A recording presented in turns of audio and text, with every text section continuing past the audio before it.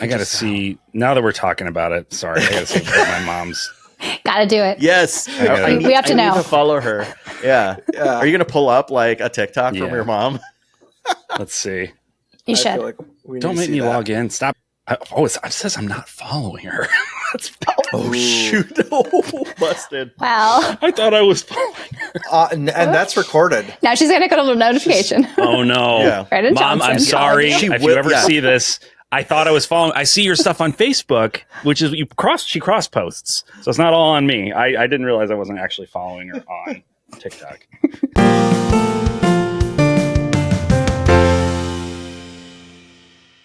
Hey, everybody. Welcome to the JRPG Pursuit Podcast, your JRPG podcast for all things JRPGs. I'm Branden. I'm Abdallah. I'm Emily. And we are here today with what we think is a really fun and interesting topic, but it's too big of a topic to tackle on our own. We just can't handle it. So we needed to bring in a special guest, some help to get us through this. Now, you all know Alex, and you all love Alex. Alex from Backlog Battle is here with us. Alex, introduce yourself for the handful of people that don't know who you are. Tell us about your channel. Go for it. Hi, everybody. It's been a while since I've been on a podcast. I think it's like 2 or 3 years now. But hey, it's Alex from Backlog Battle. I used to have a podcast myself, but nowadays, like, I'm on YouTube covering, I guess you all have branded me a JRPG YouTuber, even though I never really explicitly said that I was a JRPG YouTuber. So I just got branded that way. I do try to cover like all the games, but like, yeah, mostly JRPGs. I'm on youtube.com/at Backlog Battle. I guess that's the easiest way to get there. But thanks for having me, guys. Like, I'm friends with everybody here, so this is familiar territory. So this is going to be really fun to talk about whatever the hell we're going to talk about. Yeah, it's going to be a good time, I think, and hopefully lots of laughs and lots of good storytelling. I'm laughing already. Yeah, so we're going to dig deep into our feels today and unearth some of these buried treasures of emotion. Okay, we're going to talk about the JRPG stories that really got us in our feelings, hitting that whiskey for the 4th time in one night, going back for more because we are just really deep feeling it. Yeah, and you know, there are in this genre, you know, obviously JRPGs is a storytelling focused video game genre. Mm-hmm. So you expect that there are probably a lot of stories that fit the bill, and I think that's the case.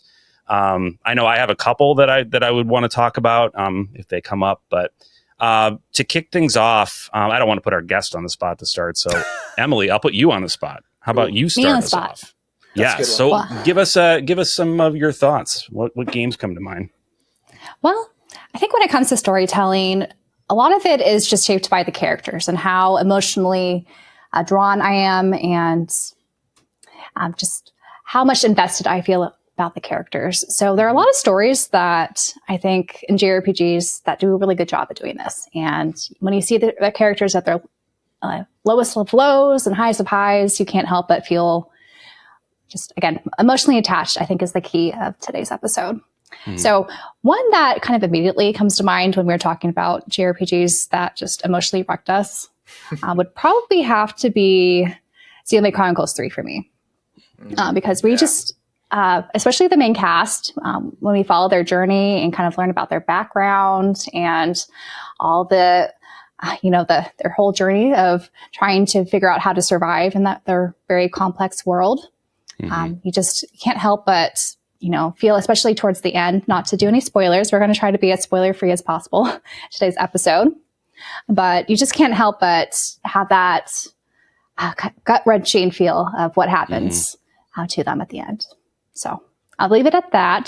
Did you guys feel the same way about Xenoblade Chronicles 3? Because I think we've all played it, right? Yeah, it's an emotional roller coaster, especially when you get to chapter 5 and as you get to those like moments and it really hits deep. I think you coming in here with note cards or something. Chapter 5. No, it's an infamous chapter. You're coming in prepared. I guess I've forgotten that was the. But the thing that's interesting to me about Xenoblade 3 in particular is, obviously the makeup of it, and this isn't a spoiler, this is from the very beginning. You're aware that these two, countries or whatever are fighting each other. And your team in this game is made up of people from each of these groups, each of these countries.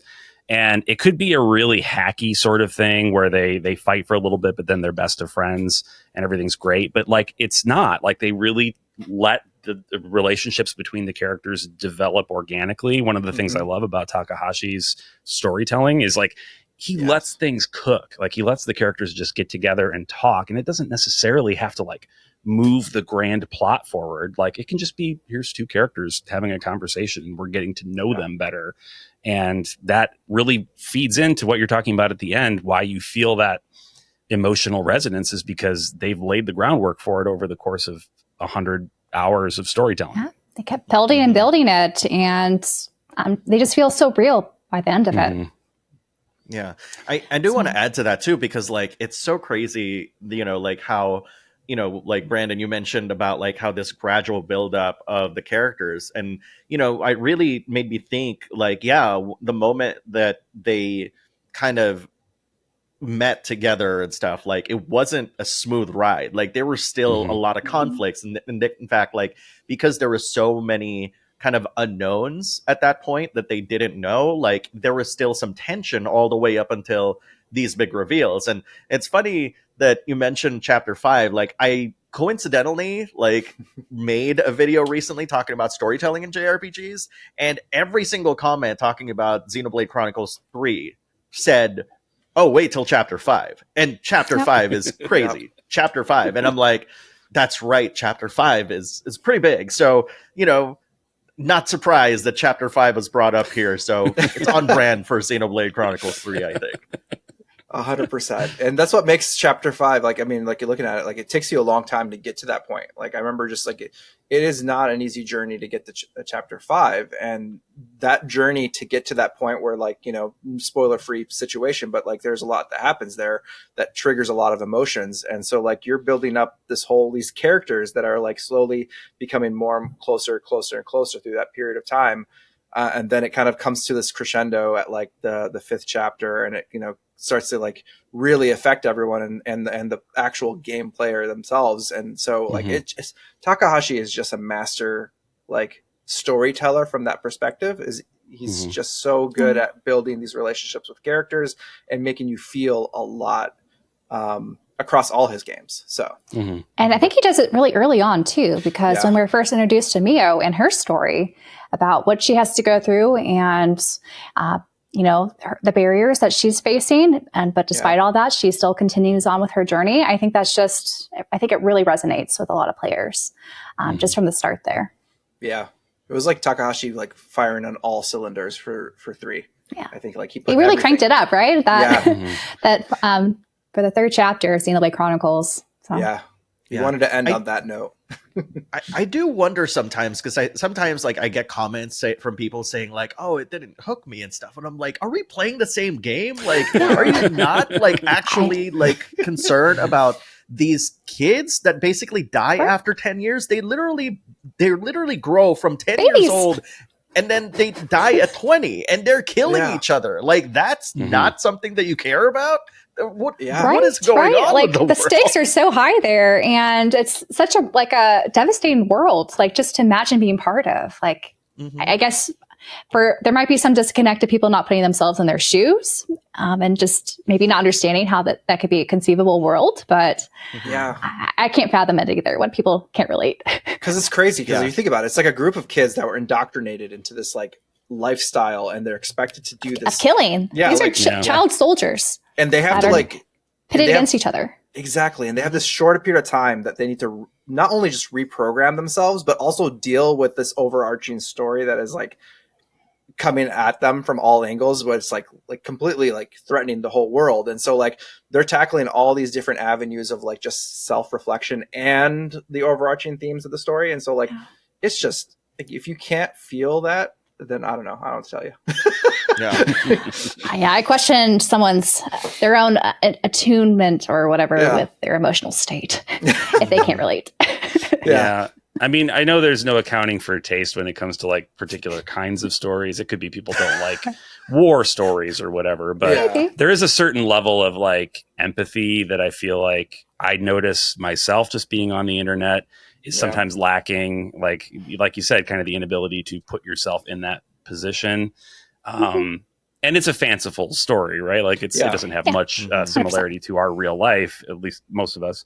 But you know, it's being able to do that, I think, is just a muscle that you can actually strengthen through use, right? Like, and I think a lot of us, especially those of us who've been playing games and experiencing these kinds of stories for a longer period of time, like we're, I think, just better able to do that just because we've had the opportunity to put ourselves into weird, if you've read a lot of fiction situations, science fiction and like fantasy and like just out there kind of stories, like even contemporary fiction. Like just another person's life. Like, I think that can, you know, really make you, like, it really opens your eyes to what's more than just yourself, which I do feel like there is a difficulty of maybe expressing oneself on the internet. So when they say maybe they don't feel or they don't understand, you know, these plot developments, maybe they just haven't, you know, dealt with those inner emotions themselves and be able to express it, you know, through typing. And some sort of comment. So it could be multiple things here. This is probably like veering way beyond video games, but I have noticed like that there is a lower level of media literacy happening right now. So that's probably a huge part of it too, you know? And I don't want to put on my like old man rant, like, I don't know. No, we love that, Branden. Cane and whatever. But that's something that has bothered me for a long time is just, I'm not going to go deep into it, but I agree. Basically, I agree. There is a media literacy problem among not just like the youth, but like in general. I feel like we have a much harder time accepting shades of gray in storytelling. You know, have you noticed that? Well, where it's like a character is morally ambiguous and it's like, well, that's not okay. That's teaching us a bad lesson. To an extreme where it's less of an interesting, like, you know, thought process. Well, exactly. They just have someone being gray because it's edgy. Yeah. Well, that's not really interesting, right? What I've seen more, and that may be, but what I've seen more is just like a lot of pushback on, well, wait a minute, that villain did something that was actually kind of good. So that's teaching me a bad lesson. It's like a grown person is saying this. Right. It's like, it's okay. It's just a story.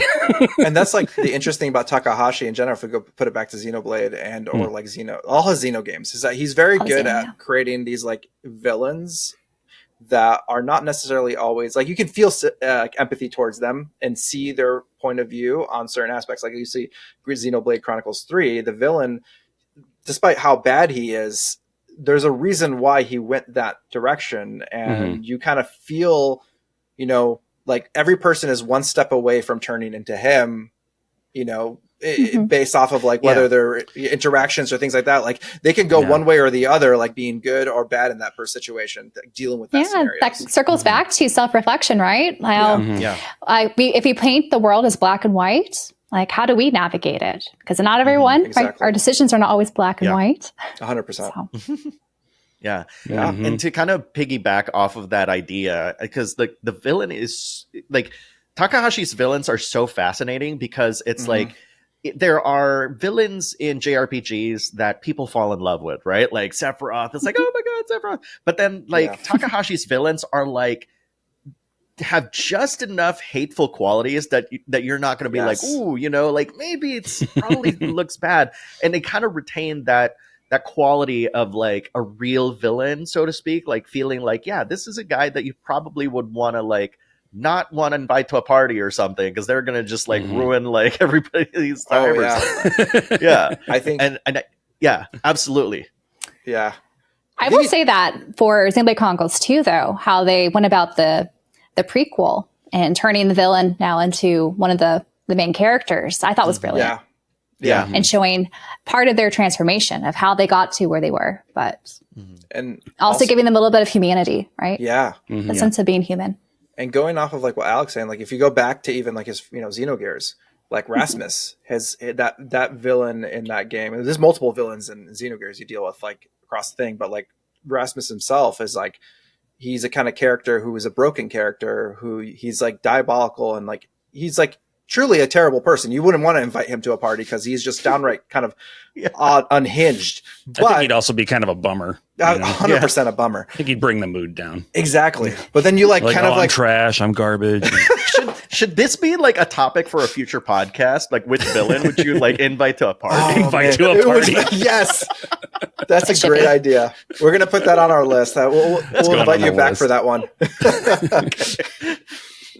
No, but like, it's just like, it's so amazing what he does with like, let's say these kind of characters. And like, you know, Rasmus is so broken as a human. And so you feel this like empathy towards him of like, man, if only like he didn't have to deal with all that.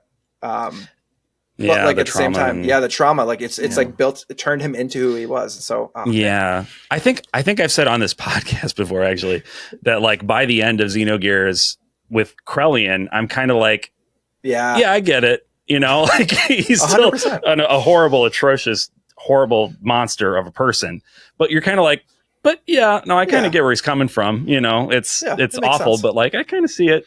And that's just something that Takahashi has always done really well. Yeah. So. He is How do you guys feel about the villain redemption arcs and having the villain come over to like, the so-called good guy side? So Trails? After like Trails. Exactly. That's what I was thinking. So like every Trails Speaking of inviting to parties. There are quite a number of Trails villains that join your party. Yeah. Right. At some point. Go ahead. It can be done well, I think, but I think in the Trails universe in particular, there is just kind of a lot of built-in moral ambiguity to the villains because we know so little about the grander villainous scheme. Like we only see little bits and pieces of it here and there, and most of the people on the quote-unquote bad side display traits of just being like people too, you know, not to say all of them do. There's certain ones, especially in the more recent entries where you're like, no, you're just kind of a monster. But you know, so that sort of moral ambiguity that's built in makes it, I don't want to say gives them a free pass because it doesn't, because I do feel like some of their villain to hero arcs are kind of lacking sometimes, but yes, I do think it can be done well. At least I believe it can. I can't think of an example off the top of my head, but I believe it can be done well. Do you guys remember any like outside of Trails that like that's happened? Because like I'm trying to think of one.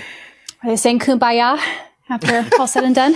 All said and done. Did something like that happen in Lunar? Trying to remember, it's been so many years. Lunar, well, there's like the Lunar one. You got, I mean, I don't want to spoil anything though, but like there's some characters who like betray and then come back, right? Anyway, so and then like Chrono Trigger is a pretty notable one. Yeah, well, there's always, I think, a lot of games you have misplaced like betrayal, or they betray for a good reason. Yeah. Can I think of many examples? Not so much. Maybe Kingdom Hearts with Sora and Riku.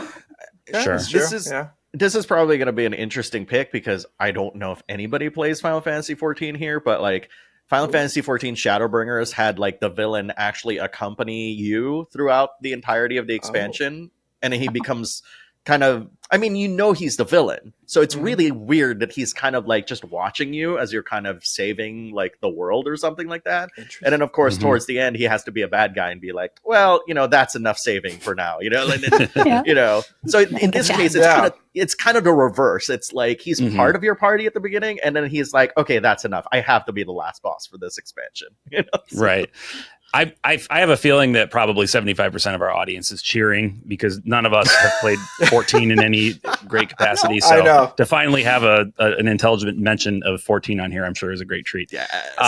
It's one of those that I'm just like been intending to for a long time, and thousands maybe we'll make it happen. Hours. I know. Yeah, it's intimidating at this point. It's even just going through the main story. I'm like, oh boy, do I have a second I'll only life play it. Speaking of backlogs. Yeah. Backlog would not be finished if I were to succumb. Forever. Yeah. But that doesn't mean I won't do it. I may do it. I've made worse choices in my life, you know. That's true. So maybe I'll do it. Yeah.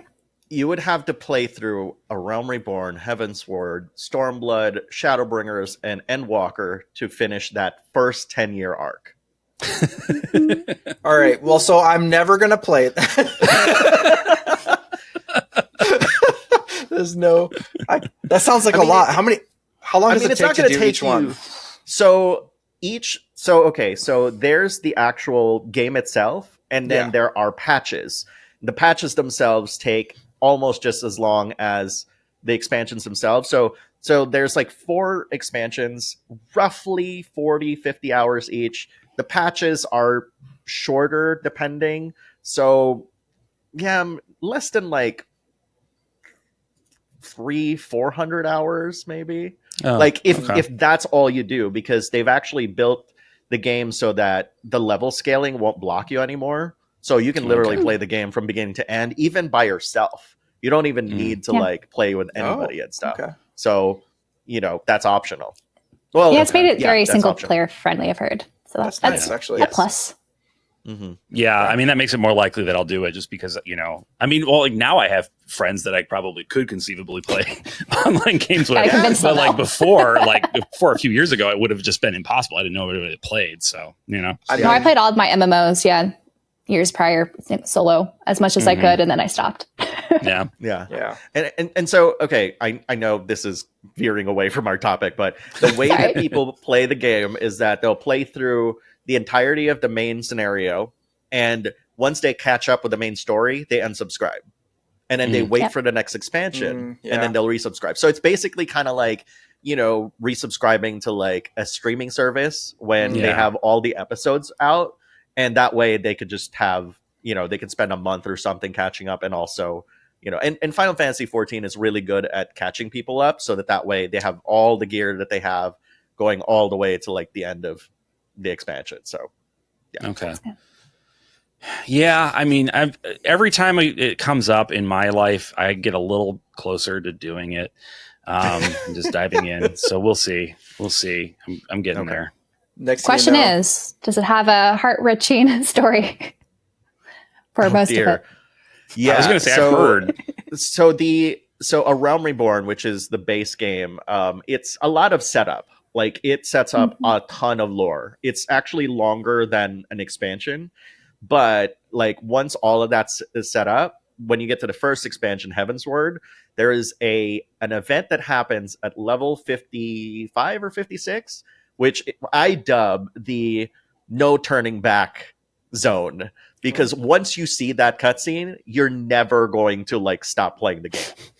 I have never seen anybody get through that part and say, I'm going to turn off the game now. They're like, no, I'm invested now. I want to see the story to the end. Never seen that. Who would have not a threat. This episode? I'm sounding more convinced to give it a try. Who would have thought this? It's going to be worth the journey, but we'll see. This episode is going to be the episode that Alex convinces the 3 of us to play. I mean, there you got your sizzle reel right there. This is what I could join y'all and help y'all. So all right. Teach me, senpai. I don't know. I don't know. I need to learn. All right. I mean, I could be. I mean, if everybody wants to join in on that, I could be. Maybe summer. I could maybe do summer. That's actually not a bad time to do it. I think that's a good one. That's a good time. Summer makes sense. All right, guys. You heard it. You heard it here. You heard it here. Not legally binding. Please don't hold us to it. But you heard it here. And I will say that the first 2 expansions are free. So Heavensward and Stormblood, all the way there, and then Shadowbringer is widely considered as the best, which happens afterwards. So and I should probably point this out. If you buy Dawn Trail, which is the latest one, it already contains all the other expansions before that, so you don't have to worry about buying the other 2. Oh, cool. There you go. That's very handy. I guess we're buying it, guys. Oh boy. There goes my time. Oh well. Well, that was a fun tangent. We'll have to see if we commit. But getting back to with just us, everybody. broad JRPG storytelling and what's really punched us in the feels. Alex, do you have one other than Final Fantasy 14? That's darn. I was gonna I have such like a wide choice. Shadowbringers is definitely a really good one. A lot of people really fell in love with the villain there. But I think I mean, my first choice is always going to be Persona 4 because, you know, and I want to describe Persona 4 and what it does using another game. And it's not a JRPG. Has anybody here played Ico or Eco, however the hell it's called? Yeah. Yes. Emily? Yes? Okay. I haven't played it, but I know what it is. Okay, so Eco, I'll just say it because like the game is named after I'm trying to remember his first name.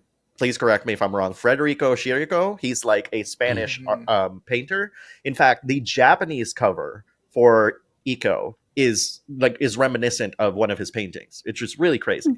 You have it? Right there. Yeah. Yeah. It's a recreation of it in felt that my wife made for me. That's awesome. Kiriko, I think that's how you pronounce his name. And basically, for people who don't know, essentially, like, you're a horn boy, you are allegedly cursed, and you escape from your confines because they were sacrificing you, and you find this like girl who is just kind of in danger, and so you save her. And the whole conceit of the game is that you cannot advance through each of the puzzle sections unless you hold her hand, and then take her through like the gates. In fact, you can't even save the game unless you sit down on the couch with her. So the controls and gameplay revolve around that. And the way that the game works is that the game forces you to be kind of subliminally empathic towards the princess or the girl or whatever. I don't really know. I don't remember if the princess or whatnot. But then like, so after hours, and I'm sorry if I'm spoiling this. I don't know if there's like any way to play the game right now, but like essentially what happens is that you lose her for a very long time. And and now you're like, but how am I going to save the game? Like, there's a couch, I can't save the game. There's a door, I can't open the door. You know, and so Persona 4 does something like that. But because Persona is the way that it does it over 80 hours. So it's like, you are so used to what's happening. And I know you all know like what I'm talking about because it's always there. It is constantly there every single day. And when you come, you know, and when you get to that point and then, you know, something in your brain is expecting something and it takes it away. That is just a gut punch. It feels empty, right?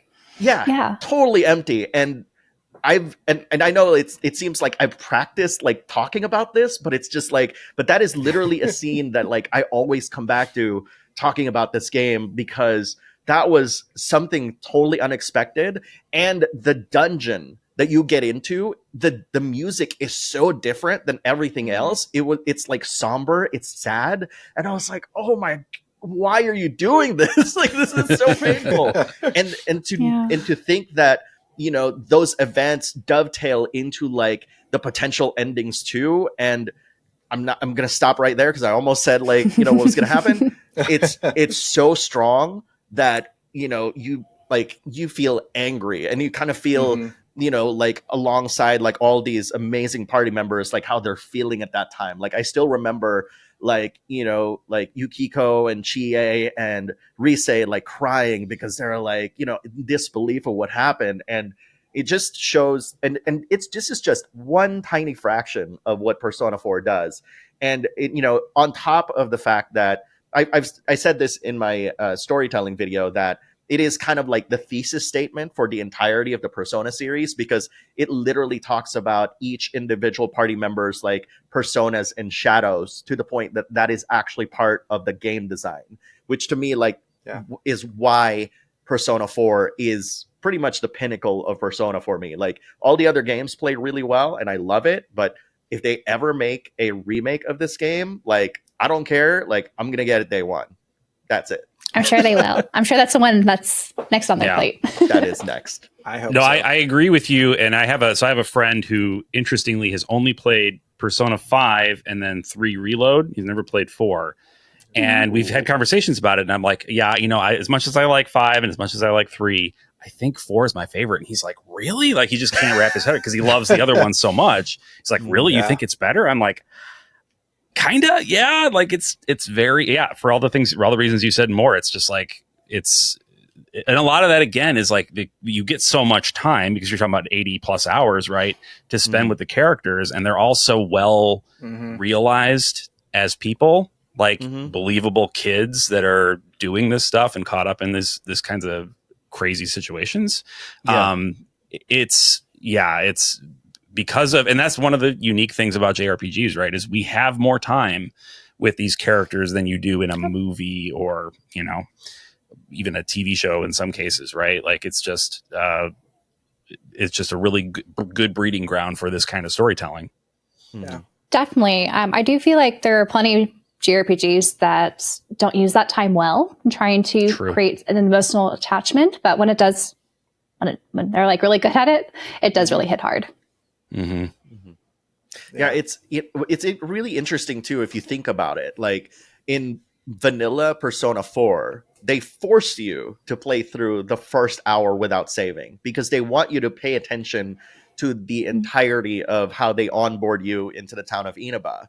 And a lot of people have complained about that, but you know, the first thing I thought of immediately while playing that game was like, oh my goodness, like they are immersing us into this world. And I think, you know, and I think also the reason why it's so much more powerful and so much more intimate is because of the setting. Like, think about Persona 3 and Persona 5 setting. They're all like in modern day Japan, Tokyo, or some part of Tokyo or whatever.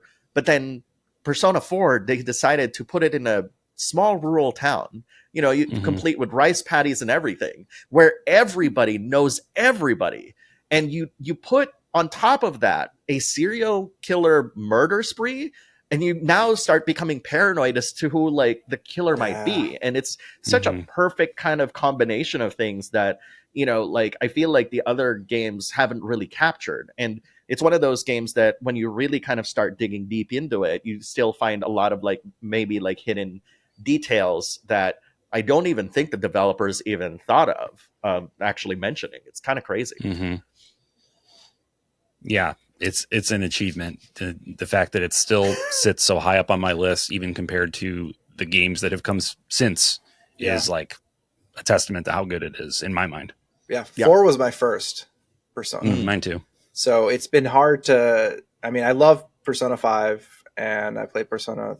I haven't finished Persona 3 Reloaded, but I mean, you know, at some point I'm going to get back to that. But it is 4 is just feels like the epitome of like, let's say it's like the Goonies of Persona games, where like you feel like these ragtag group of kids that are trying to figure out what is happening, and nobody believes them in a small little town, but add like a way more like, I guess, layers of crazy around all of that. But it's just what it feels like. And so like it almost feels like nostalgic. The game just is just even though it's not like, let's say super, I guess it's pretty old at this point, PS2. Oh yeah. Oof. But there's like this, that's wild. But like even at the time, even after beating the game first time, I felt nostalgic to replay it like right away. Like it automatically pulls you in as like, it's like every time you start up the game, you just kind of feel like, oh, like it's like, it's like these memories come flooding in of like playing the game. It's like cozy almost, but in like a really deranged way. Deranged cozy is good. It's deranged cozy. It's like a Persona cozy, which is weird, but like, I think it's also just a testament to how strong that party is, right? Yeah. Because I think like without the strong party, it's really hard to be emotionally attached to certain games and storylines. Yeah. And so if they nail that down, then usually whatever the party does will have something interesting unfold. Even if the overarching plot not that interesting, knowing what the characters are going to do and the reactions make it, I think, worth it as a viewer. Yeah, totally. Yeah. There's so many great like social links too in that game. It's pretty amazing. Yeah. What are your favorites? Like, do y'all like have any favorites or like favorite social links? Ooh, social link. Mine, well, Chie was my first like completed social link the first time I played Persona 4. Because she just seems like the most fun kid. Like, she'd be the kid that would be the most fun to hang out with because she's just a weird goofball. Kung fu fan, you know, tomboy, you know. Yeah, just like doing the kicks in public. Like, yeah, her I could see freaking that. persona has like Bruce Lee's like, you know, yellow and black colors. It's so That's good. so true. Oh, I love that. Oh, it's great. Yeah. Oh yeah, no, it's. Would you say the social links make it kind of what really sets maybe Persona 4 apart? I haven't played it myself, but hearing you guys talk about it makes me want to bump it up my backlog more. Yeah. I mean, social links are a big part of it. Yeah. Just getting those interactions, those like kind of. Because I feel a little mixed about social links. Like I've had some games with social links that I'm not that invested in, but I'm sure there are plenty of games that do them well. Yeah, they're very well integrated. And like I said, because like Persona 4 directly addresses the whole Shadows and Persona thing, like in its main story, it makes all of the social links feel more relevant to the main plot than all the other Personas. It's not like an afterthought. It's like, okay, this actually adds to the main story. Does it feel like fan service, quote unquote? Yeah. So, no, I don't think so. Yeah. That's good. I think it was before they really got into fan service. Like, there's some fan service. Like, I mean, it's like fan service. I'm not saying it's like the pervy fan service, just like you're a fan and it's service. Like it's fun. Abdallah, I'm gonna like freaking go into my social links right now, so you should tell me like what your favorite social link is right now. Oh my god, gotta do it before he rolls. You just jump in. Oh my gosh! We gotta hear it, Alex. So I've already said this in my video, but like you're talking about fan service, and of course, immediately the first thing that I thought of was Rise Kuchikawa in the game, and it's so interesting because I went into this game totally blind, right? Like, sure, I have the art book or whatever, and and Rise shows up on occasion. Yes, she shows up in the opening movie too, but like I never thought that that's going to be a party member. So like you see her on billboards, you see her on ads, you see her on TV. Like she just kind of pops up, kind of like a freaking that weird guy that pops up in like Mortal Kombat 2 that says Toasty. Like it's just kind of like that random. And it's like, and then finally, like when she enters the story, that was so fascinating because I was like, that is, I never expected that. And I think what's so interesting about all of the characters in the main character, like let's talk about like, just like the party members in Persona 4, is that they are pretty much a stereotype, an anime stereotype. Yeah. And what's great about Persona 4 is it twists that so that you're like, oh, wait a minute. Should I feel bad about this, that I completely stereotype this character? And it's like, I don't know why it's like doing, are you reacting to it? I was like, what the hell is that bubble? I've never seen that come up before. I don't know what it is. That's crazy. That's an Apple thing. Oh, is it an Apple thing? Okay. If you do some sort of, if you do like a gesture, it like shows up something. Okay. That's funny. If you do thumbs up, I think a thumbs up will come up. It's happened a couple of times already. I'm like, what the hell is that bubble? Anyway, so Rise is kind of the same way because you're like thinking like, okay, well, she's super popular. So your thought of her is that like, oh, she's super popular. And then, the game kind of like subverts that and makes you think like, oh my goodness, like I did not know, I shouldn't have thought of her that way. And it kind of almost makes you feel bad a little bit, but then like you see this arc. And not only that, like once you actually save these characters and stuff, like their social links just continue their story of growth. And even Golden even continues that even further. So it's like this really satisfying, kind of character arcs that are created in Persona 4, because like not only are they now part of the main story because of their shadows and personas, you see an actual growth throughout the year and how they become like better people. And of course, tied in with like the gameplay perks, right? Like, oh, your persona like gets to the next level. Yeah. It's like, it makes more sense. And that's why, like, to me, like Persona 4 is like so poetic. But again, we'll never forget like what they did to me, like, 8 hours in. I mean, obviously it's an 100-hour game. So 80 hours in is very specific. So yeah. Yeah. Oh man, that's such a good game. Yeah, it is. I'll have to play it. Maybe this year I'll get to it finally. Did you get the on Switch? I have it on Vita and Switch. You have it on Vita and Switch. Okay. I got 2 places to play it. I just gotta put the time down. You gotta make the time. Yeah, the time. It's a big game. It's a long one. Golden, I feel like is a bit shorter than Persona 5 Royal, at least, because Royal hit me at I think 120 hours and just kind of mainlining it, not doing a bunch of stuff on the side.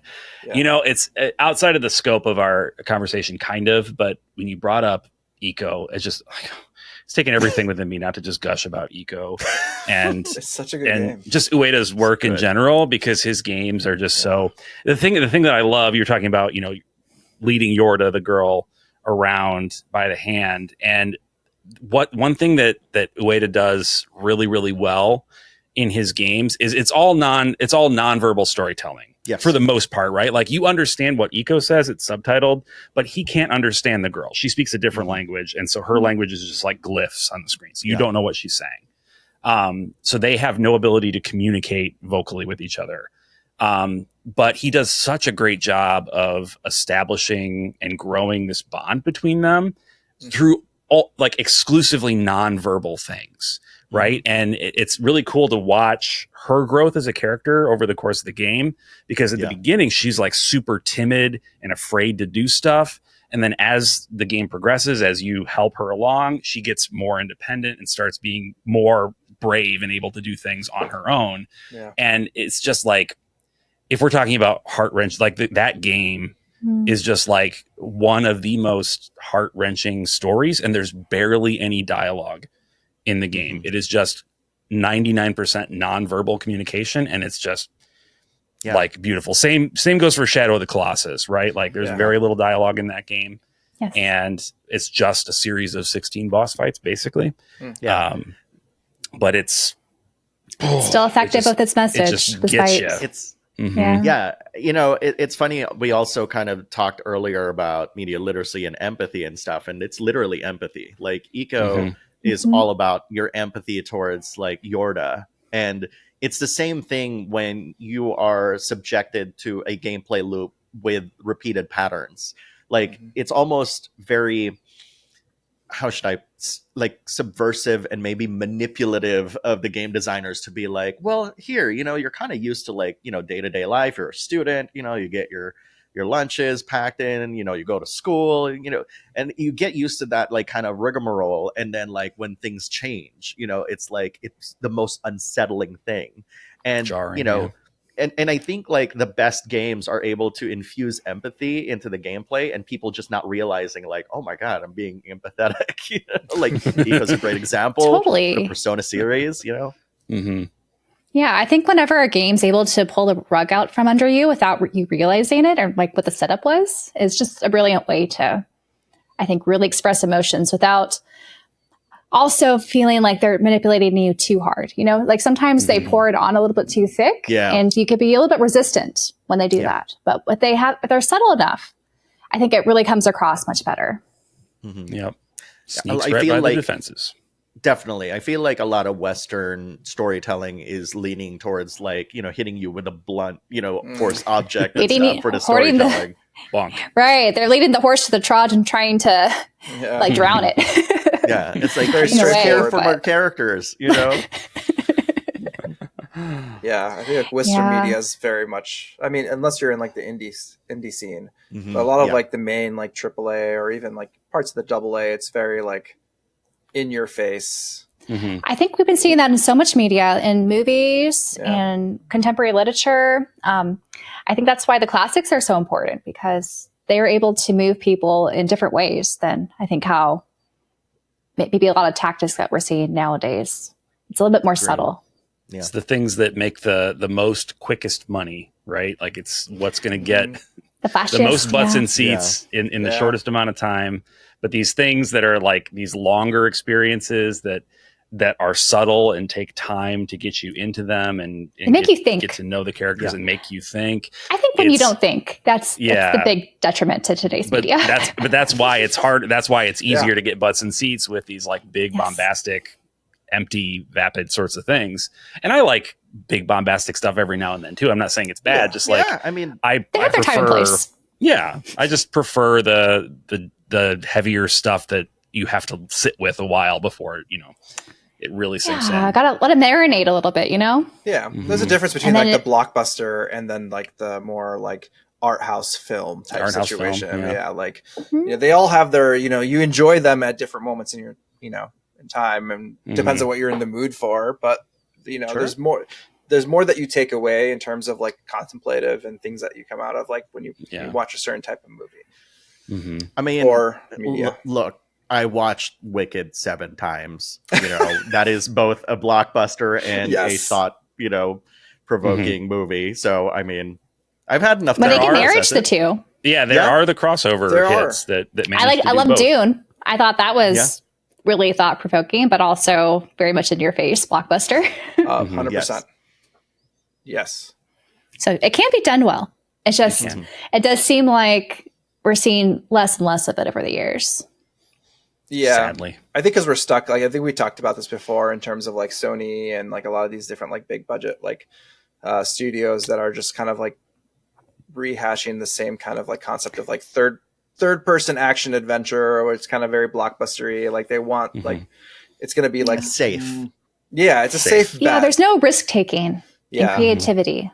It's like looking back at like the old, like that's even the PS3 Sony where you're getting things like Flower, which is like, it's a journey in itself of like playing that game. And so things like that. So like, you don't get that as much in the main sphere. Just getting remasters and remakes of old games. Yeah. Because they sold well. Yeah. And not usually the ones I want. Sometimes I get No, not the ones that need to be remastered, remade, and more accessible. Yeah. I mean, I'm glad we got Grace's F recently, but I was worried we wouldn't get Days Gone. So because it was so bad on the PS4, right? Yeah, it's been 4 years since that game has seen the light of day. Goodness, what have we been doing? I don't know. So Dalla, did you? I've lost track of the conversation where we are. Yeah. Did you share a game that? Not yet. Okay. Why don't you share? I guess I can share one. I mean, I'm here, so I might as well. Yeah. Why don't you throw one at us? All right. So I don't want to take any of yours, Branden. So I'm going to think. What I might choose. I know you shouldn't have told you. You shouldn't. Now you made me nervous. I did it to myself. If you steal it, it's on me. It's true. Even though one of them I was thinking about it, but I'll choose a different one. So I'll do more of a mainstream like Final Fantasy. And so I know Branden, you were thinking 15. I'm going to say 10. Oh, sure. Because that in itself is just an emotional journey of like, not only just like the emotional journey of like their relationship between Yuna and Titus, but it's like their emotional journey of Titus growing up and then also dealing with his like, his relationship with his father, with his relationship with himself and how he sees himself after like, you know, post like dealing with his father and things like that. So like, it's a lot of like different little aspects of like watching Titus like kind of grow and then kick on that whole like relationship with Yuna.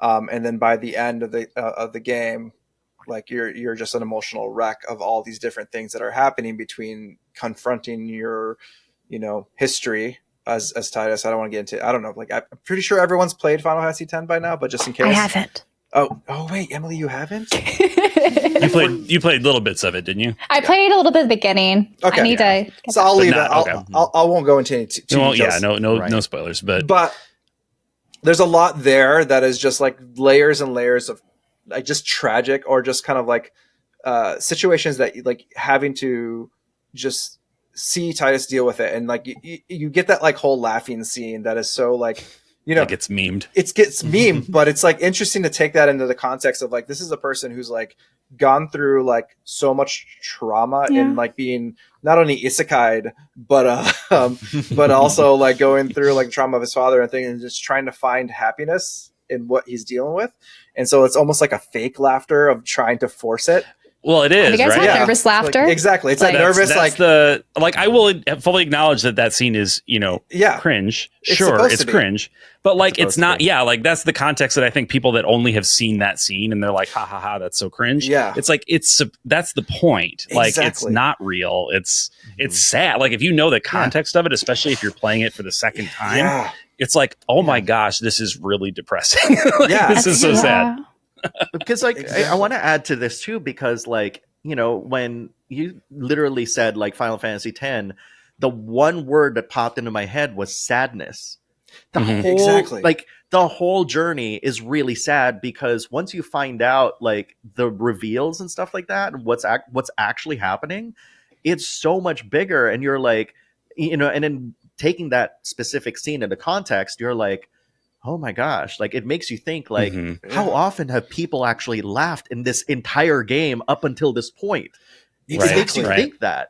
Right. Yeah. It's that revelation, which again, no spoilers, but that revelation causes you as the player to, along with Titus, sorry, I say Titus, I know a lot of people say Titus, causes you as the player and Titus as the character to recontextualize everything that's happened up to that point in the story. And that's like, I can't think of other games that do that, certainly that don't do it as well as Final Fantasy X at making you go, huh, if I sit back and think about everything that's happened, I view it completely differently now. And it's just through this one little bit of dialogue at the end of the scene. And it's crazy. It's Kazushige Nojima is he's one of my all-time favorite writers for a reason. He just crushes it. I don't know how he does it. Yeah. It's got like, it's honestly like, if you want a Shrek reference, like it's, ogres are like onions. Like this game is like an onion because it makes you cry, but also that like there's so many layers of things that you don't even realize how like sad it can get. Like the more times you play the game, the more things you realize, and you're like, wow, it's even more depressing than I thought. And like it just keeps adding layers of that depression to you. So like it's really it is. But I also want to say that it's also like bright and there's a lot of like hope and positivity in it too. Like it does a really good job of having this undercurrent of grief, but still having a positive story to tell. Right. It's also, this isn't directly related to the emotional side of it, although maybe you could make an argument that it is, but it's one of the few games that's set up with a similar structure to like Moby Dick, where you have the focal point character who is not the main character. Like Titus, I would argue, is not the main character of Final Fantasy X. Yuna is the main character of Final Fantasy X. Titus is just who we see the story through. Yes. Through their eyes. Yeah. And that's something that you don't see a ton of in games. Really in any media. It's not used that often, but like especially in games. And that's just a really interesting choice. In JRPGs, though, I think a lot of protagonists, when they're male, they kind of follow the shonen protagonist model, where they're off to kind of grow stronger and fight off some big baddie at the end. So it's really interesting when you kind of see, different methods of how to progress stories rather than those kind of traditional Japanese style storytelling. Yeah. And it's like, it makes it stand out in a really, really good way in my mind. Also for Final Fantasy X, it doesn't have an epic like romance too. That's what I was going to say. A little bit different too. Like to go off of what Branden was saying in terms of like, there's all this like tragedy and just like sadness that's underlying across the world that everyone's dealing with, from like the people of the world itself to the characters, but like going down to the minute details of like them as characters together between all like the group, like you have like Waka and everybody, like there's such a tight knit, like kind of almost like happiness amongst them, that they're just trying their best to kind of live each day and kind of get to the next step and building these relationships. So like their character development and the relationships between each of the characters really like highlight like this kind of contradicting like happiness, even in a set of like the sadness of the world itself. They try to make the best of each day, right? Exactly. Right. It's like, it's just so masterfully like the game is wonderful. It is. Yeah. I also think that like, I think Branden was talking about like, the balance between the grief and the colorful and stuff. It's reflected in the logo as well, right? Like you have, you have, I think Yuna on one side. I don't remember if it is supposed to be Yuna, and then you have Sin on the other side. And it's like, it's a very deliberate design where literally the logo also reflects the game very carefully. And, to the point of like Titus or Titus and stuff, like I've always thought it was Titus because, Sin is kind of like a wave, a very watery kind of figure. So it makes sense that Sin's son is Tides. Yes, thank you. So that's my thing. But I think like to kind of piggyback off of everybody too, I think like it's, Final Fantasy X is one of those games where it's from a mechanical standpoint, like people don't understand why it's so linear, but then you think about the entirety of JRPGs and it's just all linear. It's just this illusion that, oh, you can get lost on the map, but no, in order to advance the main story, you have to go here. Like you got to go from point A to point B. Yeah. You can faff about That's however how it you was PS2 era earlier. Yeah. Exactly. And so, 10 just decided like, you know what, we're going to knock out like the world map. It's just, it's and nobody brought it up, during its release, and also not a lot of people even talk about it. The deliberate choice of just removing the world map just mirrors the pilgrimage that's actually happening in the game. So you are literally walking, step by step alongside Yuna, the summoner, and you feel every step into that impending end and stuff. And and the closer you get there, the more you start feeling it, and the more everybody feels it, and it's just, it's almost like you're going up a lift hill of a roller coaster, and the drop is coming, and but you still can't feel. You can feel like this kind of anxiety of like, oh god, that weight. That weight. It's like suffocating almost when you're getting closer. You're like, it's so good. Yeah, really good. The soundtrack itself too really adds to this effects. Like, it's so well done. Like that, it's one of my favorites. Yeah, I mean, it's got Uematsu on it in part, of course. Who, genius. Yeah. But isn't that, correct me if I'm wrong, isn't that the first Final Fantasy that Hamauzu worked on? I think Did he do some tracks for that? Hamauzu and Nakano also worked on it. Nakano. So, okay, yeah. And then the former did 13 as well, right? I think so. Hamauzu. Yeah. Hamauzu, yeah. Okay. Yes. He did 13, and also he worked on the 7 remakes as well. The remake trilogy, and he's got a very distinct style, but it's like it fits that game so well. It just it's just beautiful. It's funny because like while everybody was talking, I kid you not, like the Yevon song is playing in my brain where it's like, yeah, I know, it's so good. And I was like, this is so good, like even in my brain, I was like, it's so good. It's like one of those songs that like brings you back. Like it really kind of paints a picture of a scene of what's going on in an emotion. So like it's so well done. So that's my pick, honestly. That's a good pick. I think we're left with Brandon's pick now. I've got a couple to choose from. I mean, we did cover Final Fantasy. I was going to say 15, just the friendship, the progression of that friendship in 15 is really meaningful to me personally, but to steer away from Final Fantasy, get a little more variety in there. Trails of Cold Steel 2 is one that I remember. I'm going to say I remember. I just played it, a year ago, being replayed. For like the 4th time, like very emotionally. This is why I have a backlog, is because I replay the Trails series over and over and over, and there's like 13 of them. But yeah, Trails of Cold Steel 2 is just really has, especially at the end, has some really powerful emotional scenes that are like the culmination of not just one game's worth of character relationship and building, but like 2 full games of this.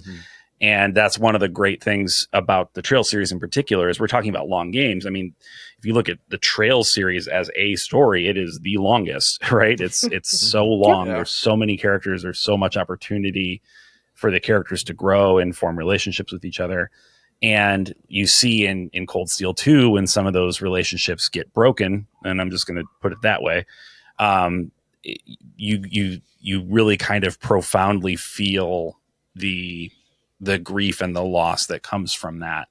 And it's just one of, like, some of it is helped by the performances of the actors in the game.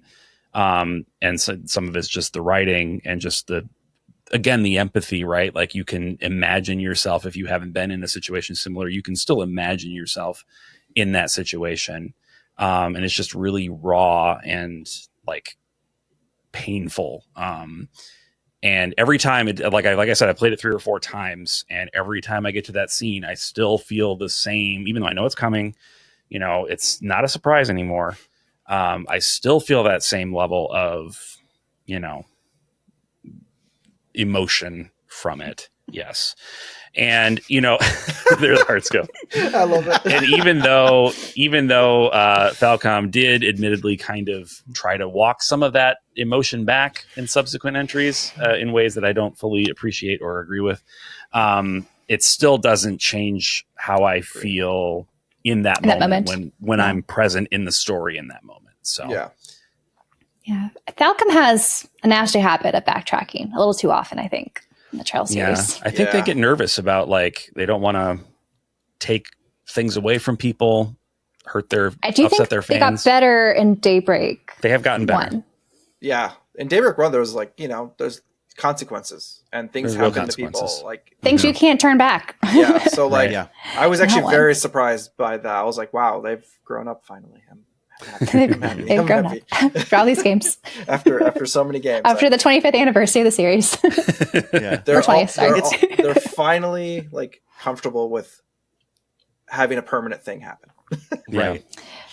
Which, speaking of like devastating events, like, do we like them in stories, or do we think sometimes it distracts from the stories? Because I think, Branden, you're just describing something that was like a devastating event and that stuck with you.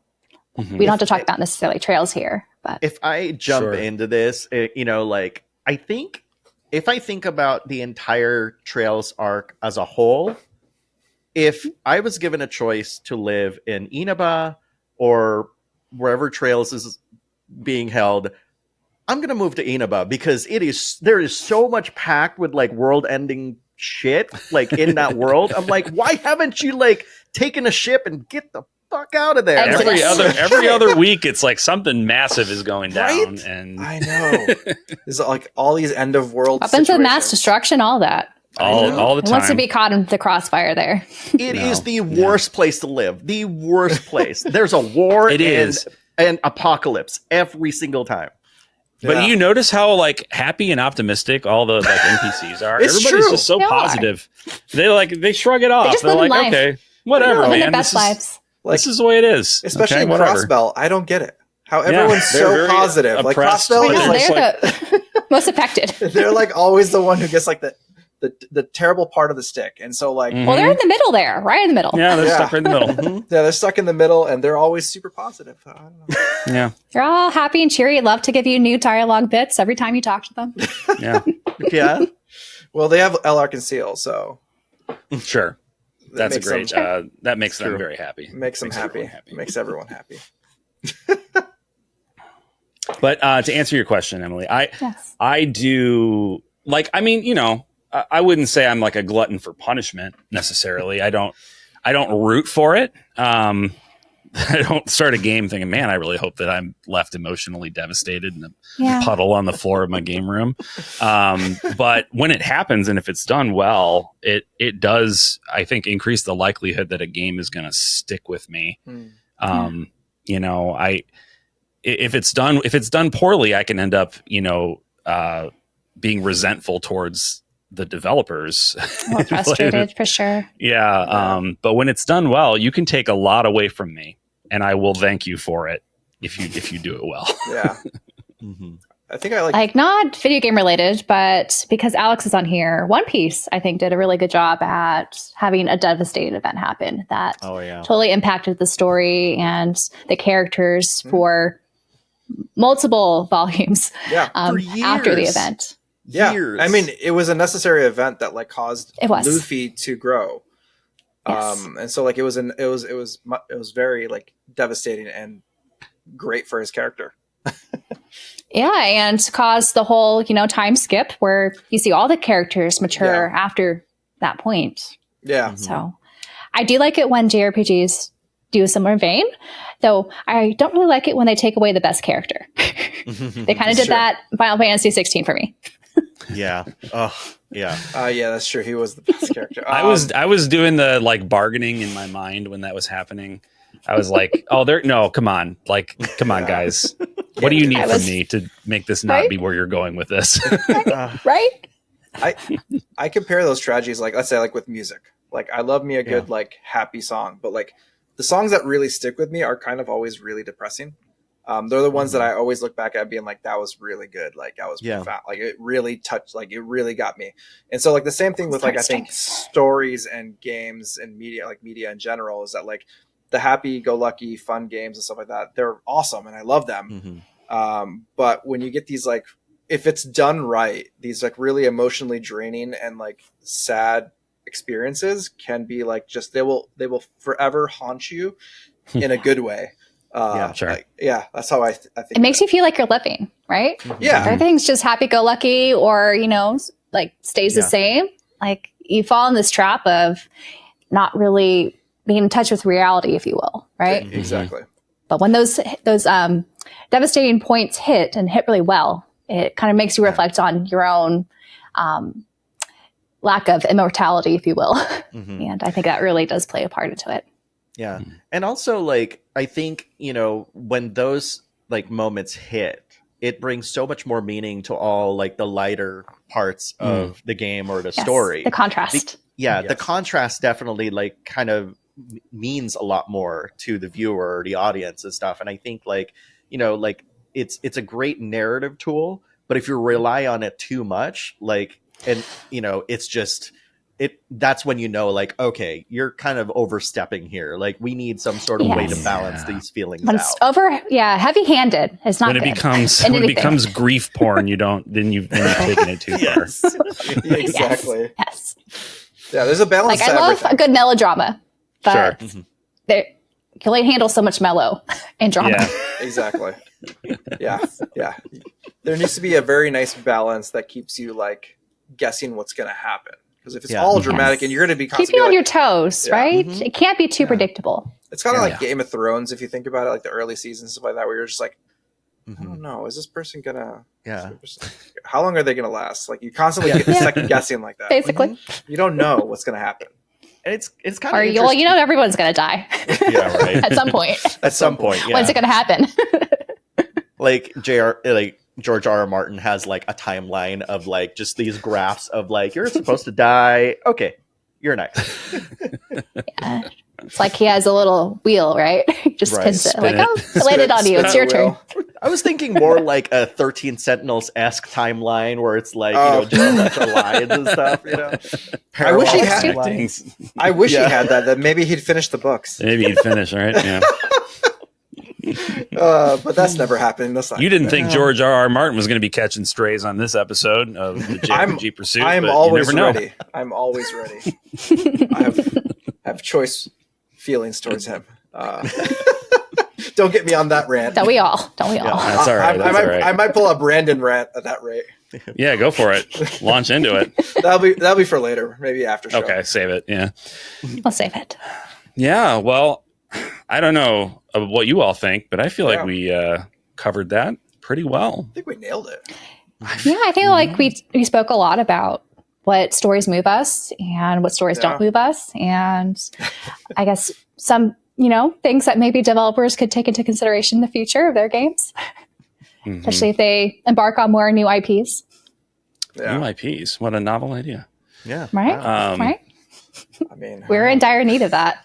I'm hoping next year it's looking a little bit better. Like, don't get me wrong. I love the remasters or remakes of games I've never played. But some like fresh, new creative ideas is fun too. Yeah. I keep thinking to myself, like, we're about due for a new Tales game. Oh, right. Yeah. Because it's been, what, like 6 years? It's their 30th anniversiry? 4 years since Arise? Arise, as it was. So, how old is the PS5 now? It's like, what, 4 or 5 years? It's like just 4.5 years, something like that. Okay. Because it came out, like, I think early on. Late 2020, right? Okay. Like, they're hyper fixated on all the remasters and remakes, which is great. To make those more accessible. But yeah, I could see a new game sprouting out. I'm sure they've got to have the main team working on that. I'm excited. Yeah. Hopefully.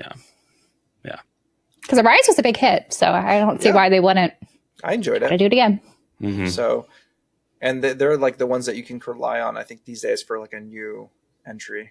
That's like exactly what you expect to get from a Tales of game. Yeah, it's like it's comfort food in a way because you kind of have a sense going into it, kind of the general vibe of what you're going to get. Although the story is always going to be different, of course. Exactly. But yeah, I'm looking forward to that too. It'll be my second new Tales game because when I started playing them, everything but Arise was out, so I played them all back to back, like one after the other from Fantasia on.